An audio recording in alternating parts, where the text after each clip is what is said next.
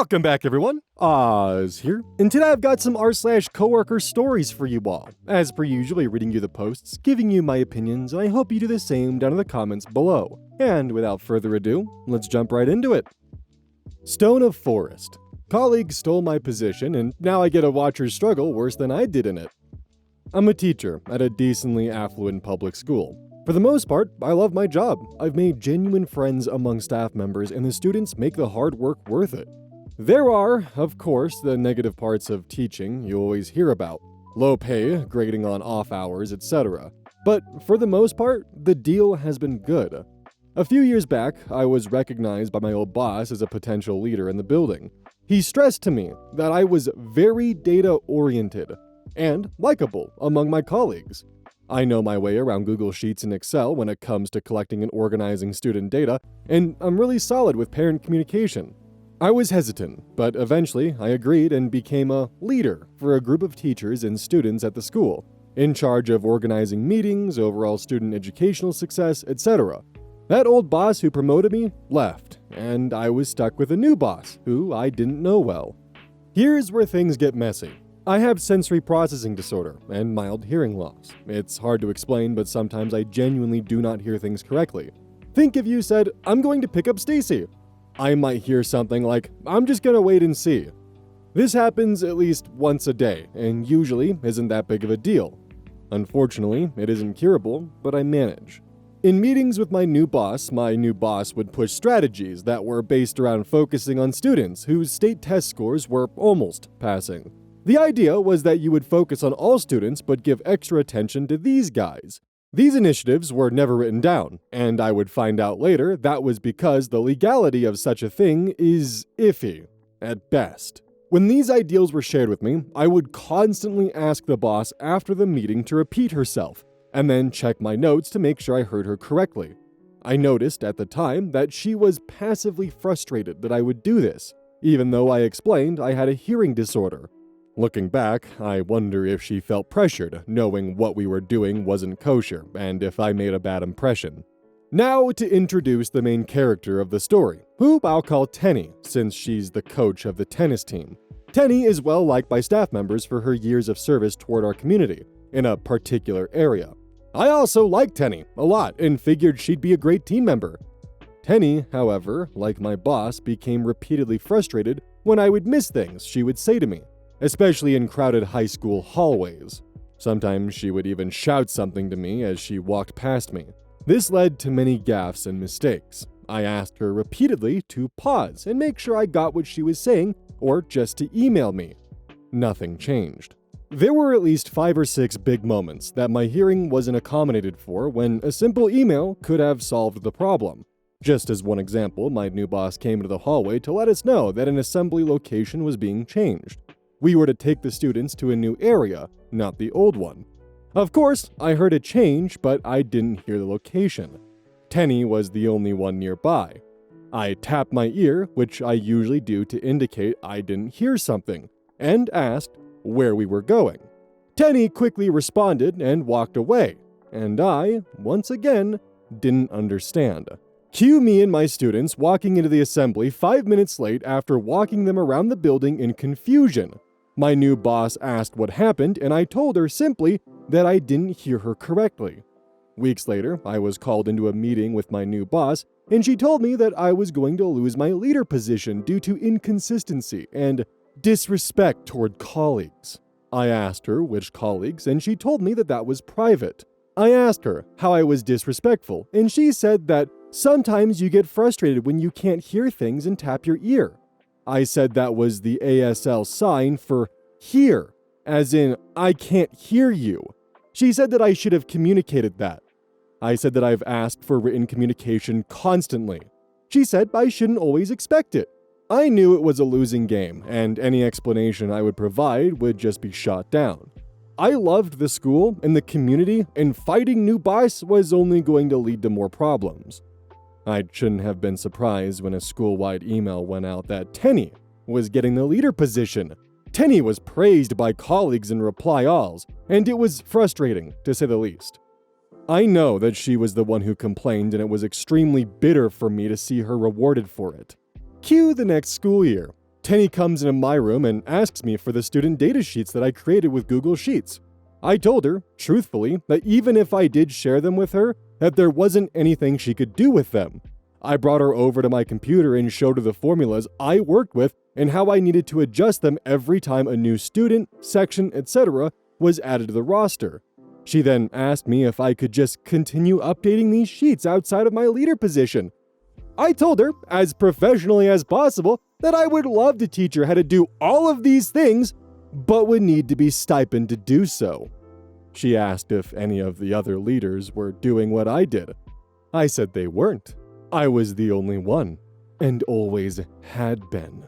I'm a bit ashamed I didn't take joy in seeing Tenny's face go cold when she realized I wouldn't fold, and there was nothing she could do except cope with hours of data work per year or become proficient with sheets in Excel, something I knew she wasn't going to do. And the real kicker, the parents.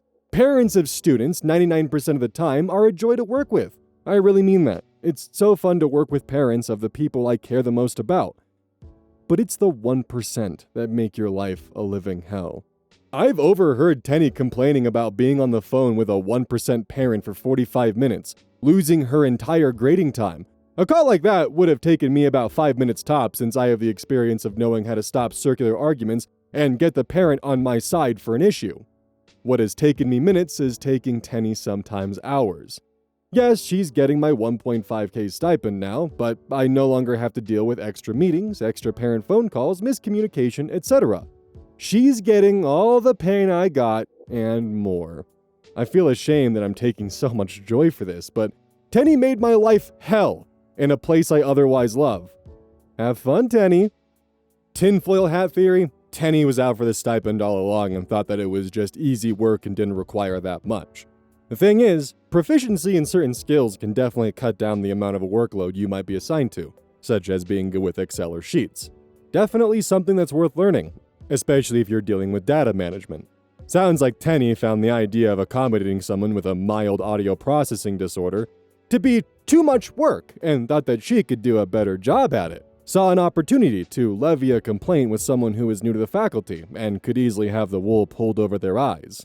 I'm more than pleased to hear that OP held their ground and didn't just agree to upgrade the formulas and let Tenny take all the credit for the work that OP was still fucking doing. I still can't get over the fact that Tenny pushed OP out of their stipend because they just couldn't fucking accommodate a very basic ADA accommodation. Hey, could you email me something in writing? Well, I'm sorry, but you can't always expect that to be the case. Like, honest to God, yeah, sure, OP needs floaties to swim, basic fucking accommodations, sometimes people need that. But Tenny laughed at that, strapped bricks to her ankles, and jumped right into the deep end. That's on you, Tenny. You have fun figuring that out. Outside spend 2226. My coworker acts like my manager, and I'm losing my mind. I swear my coworker Alicia has a secret job title, and it's my unofficial unwanted micromanager. We have the exact same role. We report to the same person. We have the same responsibilities, yet somehow in her mind, she is my direct supervisor. It's a daily thing. Our actual manager will assign me a task, and 5 minutes later, I'll get a message from Alicia. Hey, just checking in on the report for Mark, our boss. Let me know if you need me to review it before you send it. She never offers to help, only to review. Last week in a team meeting, our boss assigned me a project. She immediately chimed in with, "Great, and can you make sure to send me the draft by end of day Wednesday? I want to give it a once-over before it goes up the chain." She said this in front of everyone, including her actual boss, who just kind of blinked. I'm a non-confrontational person, so I usually just say, "Okay, thanks." But inside, I am screaming. The breaking point was this Monday. She walked over to my desk, pointed at my screen, and said, "You really should format that data differently. Just stop what you're doing, and I'll send you the template I use. It's much better." I just looked at her. I don't work for you. We are peers. I'm so tired of having to manage her attempts to manage me. It's like having two bosses, but I only get paid for one. Has anyone else dealt with a shadow manager on their team? How do you get them to back off without making it a huge HR issue? Comment from user 2npack. Y'all really need to learn how to speak up and stand up for yourselves. Prestigious RIP289 responds, I had a coworker who acted like this, and about the second week she persisted with it, I said, we're peers, Jennifer. Why are you acting like I work for you? This is weird. She got kinda snippy and had to be reminded periodically, but I just kept doing it. She claimed that because I was so young, she forgot I had the same job title as she had. To this day, she remains the worst engineer I have ever met in my life, which explains not progressing past mid-career titles when being nearly pension eligible. So I actually believe she genuinely struggled to retain basic information, but I digress. The point is, keep reminding the person that they're not your boss, and they will stop. Update. My coworker acts like my manager. Part 2. 15 days later. A couple weeks ago, I posted about my coworker Alicia, who decided to make herself my unofficial boss even though we're on the exact same level. Since then, things have definitely escalated. The last straw was when our manager gave me a 2-week project. Not even 10 minutes later, Alicia messaged me saying, "Can you send me progress updates every couple of days so I can make sure it's on track?" That was the moment I realized I couldn't keep letting this slide. Instead of confronting her directly, I tried an experiment. I ignored her check-ins completely and only sent updates to our actual manager when they were due. And nothing bad happened. No one cared. The work got done and life moved on. Then came the team meeting. As expected, Alicia jumped in with her usual line, "I'll review it before it goes up the chain." This time, I spoke up. I said, "Thanks, but Mark already approved the draft," and looked at our boss while saying it. His reaction was priceless. It was like he suddenly realized what had been happening all along. After the meeting, he pulled me aside and actually apologized. He told me to always send work directly to him and said he'd speak to Alicia. Since then, I haven't gotten a single unsolicited review request. She still has that same bossy energy, but at least she's not breathing down my neck anymore. I feel a little guilty for not addressing it with her face to face, but honestly, it's not my job to manage her behavior. Right now, things feel lighter, and I can finally focus without feeling like someone's peeking over my shoulder. So I'm torn. Do I just enjoy the peace and leave it alone, or should I have an actual conversation with her in case she tries creeping back into shadow manager mode? OP handled this perfectly. There is nothing more they need to do, unless they begin to try to shadow micromanage them again. The moment they do, then you confront them. In one fell swoop, you just showed her that not only do you not need her input to get your job done, you handled this in a way that's most comfortable for you because not everyone's good with confrontation. You told your managers exactly what's going on and got your workflow back. You don't have to worry about a micromanager anymore. Because she stopped. She got the message loud and clear. Definitely enjoy the peace and don't escalate the situation. And if she does come to you attempting to micromanage again, don't talk with her about it, talk with your manager. My guess would be is this was one of the few areas where Alicia felt that she had power in the workplace and felt that she actually had some control. Or hell, maybe in front of everyone else she was trying to make it seem that you were incompetent, and that every single piece of your work was going through her first, thus putting her first in line for any kind of promotion that was coming up. That's my personal tinfoil hat theory, and by you usurping her, you essentially just knocked out that entire tactic. Good work, OP. Velma, but goth. Supervisor didn't realize he'd answered my call. I overheard him dissing me to another employee. I, 28 female, have a coworker, Darren, 32 male, who I thought I had a good working relationship with, but I guess not. He's a field supervisor, not my supervisor, and I work in the office of a small cleaning company. We must work closely together via call, text, and meeting because of him being the supervisor and me being the main dispatcher. I use my personal cell and always have, as do many people at this company. It is on the owner's direction too, for work communications, and the other people I have is the main office landline. I had asked him about something work-related around 11 a.m., and when he had not said anything by 1 p.m., I called him, and I heard him struggling to get his phone to connect to his truck's Bluetooth. He clearly did not hear me saying, "Hello? Darren, can you hear me?" And then, I clearly heard him say to our young new hire he had in his truck, "She always fucking does this. Just Call me out the damn work phone. She's so bad at this fucking always calling me, for fuck's sakes. So annoying. I was crestfallen, hung up, waited a few minutes, and then called him back. He picked up with his usually nicey nice tone, and I kept it fairly professional and got the information I originally needed. I then said, "You knew I could hear you, right?" And he said, "Huh?"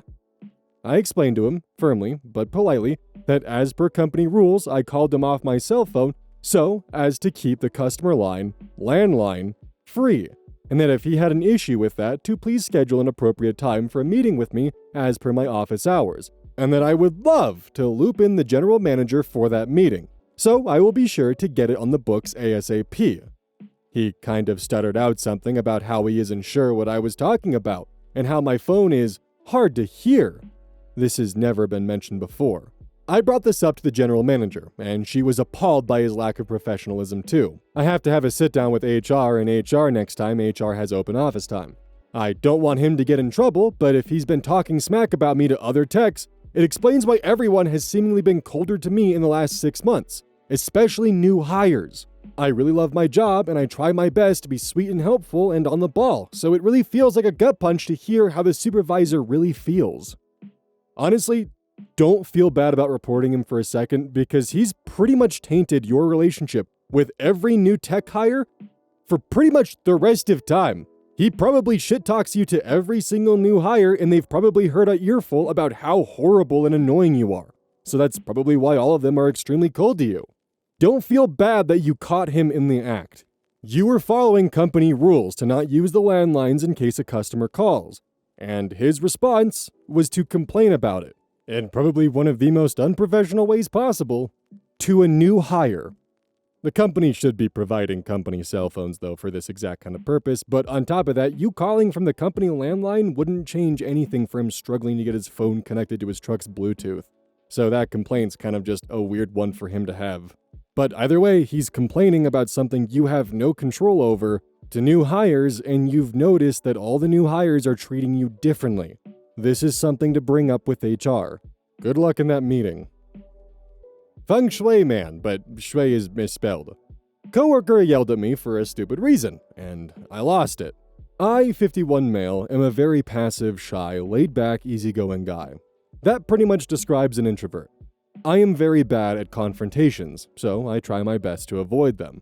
I'm super slow to think of any type of comebacks during debates or any type of heated discussions. If I were faced with such a conversation, I'd typically say something stupid or shut down. Hours later, I would come up with the best comeback, which is way too late. LOL. Oh well, such is my life. This was maybe 7 years ago when this happened. Just a bit of background of my work. I worked at a call center department in a large company, and we had 2 shifts, 8 to 4 and 12 to 8. I was on the afternoon shift. I drove into our designated parking area, and I found a nice spot close to the entrance. These were so rare, especially for the afternoon shift. I was like, yes, I won the lottery. I go up to my desk and start setting up. Then my coworker, 30 female, who wasn't at her desk at the time but was on the day shift, came storming up to my desk and said something like, "You jerk! You knew I was going to get some smokes for just a moment, and you took my parking spot? What is wrong with you? How can you be so insensitive?" I was startled with all that she said, and I was staring at her to see if she was kidding. I said to myself, this has to be a joke. But as I looked at her, I started to realize that she was serious. I, being the introvert, would normally just say sorry and give her the parking spot. But there was a fire in me that ignited. This was the last time anyone would take advantage of me. I then responded super loudly so that other people around the office can hear this and think how absurd this conversation is. Are you kidding me? Is your name printed on the parking spot? There are no designated spots for any of us. It's a first-come, first-served basis. Our general manager parks in that area as well. Are you going to storm into his office to tell him he's a jerk for taking your parking spot? I don't think so. I don't remember her responding or what happened after that. I was shaking a few moments later. My adrenaline had spiked and now it's subsiding. I went directly to HR to complain and permanently put something in that witch's record. I told my supervisor about this confrontation and said that I'm too shaken to work. And I went home. She did 2 other stupid things that eventually got her fired. Wanted to hear if you guys had some similar coming out of your introvert shell moments. User Kafifi comments, "What were the things she did that got her fired? And good for you for standing up for yourself." OP responds, "Okay, here you go. 1. Our call center deals with multiple clients, so our boss, 55 female, wanted us to experience how meetings went with our clients. This is real, physical people coming to our office to talk, pre-COVID stuff. This meeting happens monthly, and it was her, 30 female, turn to go sit in one. I remember my boss reminding her not to say anything. So, during the meeting, this dumbass complained to our client that the provided descriptions to their products are crap, and they need to do better." Paraphrasing. My boss started to kick her under the table to shut the fuck up, but she kept going. My boss was so embarrassed and was pretty much begging our client for forgiveness. 2. It was winter, and we were forecasted with freezing rain by mid-afternoon. My boss was talking to another boss at another department how they are letting their team go home systematically. So, those who live furthest away would go home first, and the closest would leave last. Everyone on that team was supportive with that decision, and they were good to go. My boss thought that was a great idea, and suggested the same thing for our department. I live the furthest, 30 minutes, so I was asked to go home first, and then the next. But this bitch, 30 female, wouldn't have it. She said it's not fair that everyone gets to go home first. We should all leave at the same time. FYI, she lives 5 minutes from work, so she would be the last to leave. My guess would be is that her insulting the client was probably the final nail in the coffin there. Additionally, I found a nice little comment from NugBuddy, which goes over one of their personal experiences of them standing up for themselves. "I used to work as a dispatcher for a delivery company. We rarely ever had more than one person in the office at a time, except during shift swaps. One day, a customer was yelling at me on the phone for like 5 minutes straight without me getting a word in. I just hung up the phone because nothing they were yelling was relevant to the issue or how to fix it. Just a bunch of emotional outburst nonsense. He immediately called back and asked, 'Did you just hang up on me?' I told him I couldn't help if he was going to yell and scream and not actually tell me the issue to be corrected. He started going off again about my unprofessional work ethic. So I hung up again. He called back a 3rd time, and I answered, 'It's me again, how can I assist you with your issue?' He must have gotten the message by then. He apologized for yelling, and we actually got his problem corrected within about 10 to 15 minutes. People never fail to see how they're truly treating people when you just refuse to interact with them at all until they calm down. Confrontation is difficult to accomplish, and it is something that not everyone is built for because they would rather not rock the boat. And while there is no shame in that, one thing to remember is that sometimes you do need to rock the boat and stand up for yourself. Because these people, they're not just affecting your day-to-day mood, they're potentially affecting your livelihood. Good on OP and the commenter for standing up for themselves in their own unique ways. OP actually putting the coworker in their place when they deserved it. And the commenter using a more gentle approach of just kind of treating them like a toddler and slowly working them into the position where they realize if they want to make any progress, they need to actually take their problems seriously and talk to the person on the other end like an adult. Standing up for yourself can take shape in many different ways, and it's not about having the quickest wit or the snappiest comeback, but it's about finding a way where you can advocate for yourself in a way that you're most comfortable with. That also gets you the results that you need, whether it's in family, the workplace, or just day-to-day. Dry Pomegranate 7678. Thought I had the greatest coworker ever. We've been coworkers for 2 years total, and 6 months ago, we were paired up to run a department together. It's been great. We're both hardworking, we communicate well, give each other encouragement, share a similar sense of humor. It's been an ideal workplace situation. They recently took a few days off, and while they were away, our manager approached me and asked about some particular projects we had been working on. And as my manager is speaking to me, I start to realize that my coworker has been giving us completely different and conflicting information. It stunned me. I had to go look back over our emails to piece it all together. For the last couple of weeks, my coworker has been telling me things like, "Manager asked that I do this particular task on my own," or "Manager said this is my area of strength, so I should take over this one," etc., etc. all the while not doing any of these tasks and telling management that I was doing these things on my own. I also found out that a side project they claimed to be working on for management doesn't even exist. There was never any side project. I can't imagine how they could explain this, and I don't understand what they could possibly gain from it either. They will be back at work tomorrow, and I'm thinking about how to approach this. Do I confront them? Do I just ask some indirect questions to try and figure out their angle? I'm so bummed out, and I'm not looking forward to any embarrassing conversations that may need to happen. I really enjoy working with this person, and I trusted them with our work. Now I'm going to be second-guessing everything they tell me. Too long didn't read, found out that my coworker has been making shit up about their work. I'm not sure how to approach the issue, and I'm worried about how this will impact our working relationship. Update. Coworker called in sick today, and managers are out at some corporate event. I'm relieved. This will give me some extra time to collect receipts. Thanks for all the responses. Coworker is male, by the way. Update. I approached management to talk about what happened, and before I could say anything, my boss told me that my coworker has applied for a different job in a separate department. They're transferring there in 2 weeks. Kind of weird and out of nowhere. I'm flabbergasted. Maybe they knew they were leaving and just stopped giving any fucks? I don't know. So I think I'll just let this one go. They will no longer be my problem. I appreciate all of the responses and solid advice given. Even if they're no longer your problem, I would still make management very aware of what was going on, so that way their lies and lack of any progress they made that they stated they were doing, or especially things that they told you they were working on, but then told management you were working on, don't end up falling on your shoulders. Just simply letting this slide might actually have future complications for you that could cause problems. Definitely tell management what's going on. Keep your receipts, make sure all your bases are covered, and just do everything you need to ensure that if any of their weird manipulative actions fall back onto you, that your ass is covered. Upbeat Nose 1744. How do I keep my coworker from tampering with my drink/backpack? I work for a medical transportation company with a partner that is already the most selfish, annoying, and asshole of a person I have ever met. So I don't even talk to her throughout the day unless 100% necessary. Now I have to deal with her tampering with my things.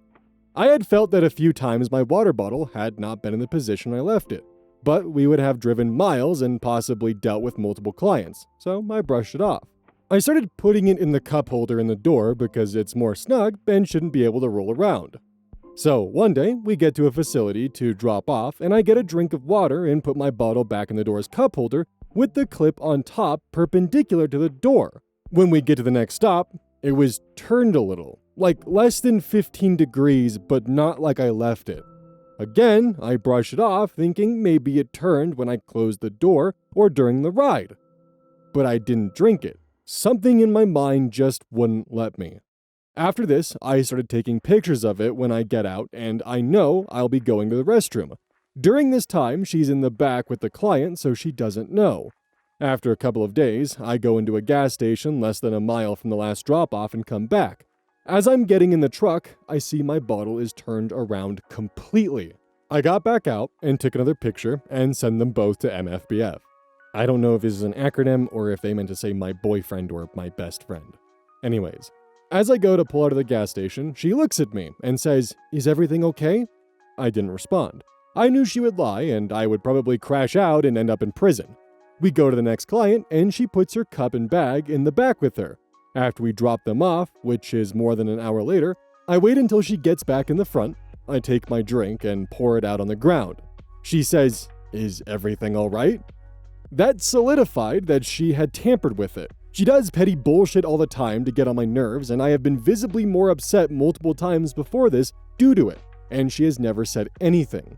So, I've just been bringing bottled water in my lunchbox for the last few weeks, and today, after going to the restroom, I noticed the top of my bag is unzipped about 4 inches. The management here is a joke when it comes to any issues, and I know she'll just lie about it. I'm planning my exit strategy, but in the meantime, I'm looking into a lock or multiple locks for my bag. Does anyone have any suggestions on how to make my water bottle tamper-proof? Even if management sucks, I would definitely report it for documentation purposes, because if something does happen, at least there's a paper trail. Because, like, God forbid something happens where she spikes your drink, makes you fail a drug test, or even just poisons you. Definitely a bit of extreme examples, but still, you never know. That way, if something does happen, you have evidence of you trying to report that she's been tampering with your stuff. Someone in the comments recommended buying something carbonated, storing in your water bottle, shaking the absolute fuck out of it while she's not looking, and storing it, and see what she does. Because it's going to be a lot harder to hide if, let's say she opens up something that's carbonated and pressurized and it sprays all over her, than let's say opening just a regular old water bottle. You can also buy backpacks with locking mechanisms on Amazon, or even just like a zipper lock. Those are pretty cheap usually. But yeah, definitely document, see what you can do, gather evidence, and bada booey. Don't forget, this is brought to you by GamerSupps. Use code ODDS at checkout. It's basically a caffeine powder that you put in your water, and I actually really like it. I use this on a daily basis. Don't forget that every purchase you make using code ODDS directly supports the channel. And if you want a personal recommendation from me, I would either recommend the Soda Pressing Pear or Dragon Fruit Punch. Those two are currently my favorite flavors. And as a note, once we sell a certain amount of stuff, I get my own flavor and my own cup, and you all know I'm gonna choose some degenerate shit that's gonna make their PR team squirm. My goal is to make them regret partnering with me. So please, use code ODDS at checkout to make my dream come true of making a PR team squirm.